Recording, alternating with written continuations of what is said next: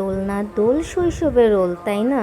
ঠিক তাই, আমার এই দোলনাটার ভিতরে অনেক স্মৃতি, অনেক মায়া জড়িয়ে আছে। এই দোলনাটা আমার অনেক শখের দোলনা। এই দোলনাটায় আমার আব্বুর অনেক ভালোবাসা জড়িয়ে আছে।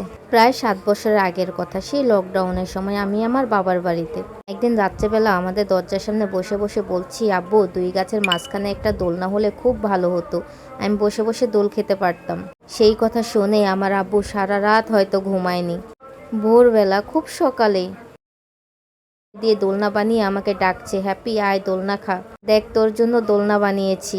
আমি তো সেটা দিয়েই দোল খাচ্ছিলাম। তার কিছুক্ষণ পরে দেখি আব্বু গ্যারেজে বসে বসে এই দোলনাটা বানিয়েছে। তারপর আমাকে টানিয়ে দিল, বলল নে এবার বসে বসে দোল খা, এখানে আর ব্যথা পাবি না, অনেক আরাম লাগবে। এটার সাথে অবশ্য গদিও, গদিটা ঘরে নিয়ে রেখেছি।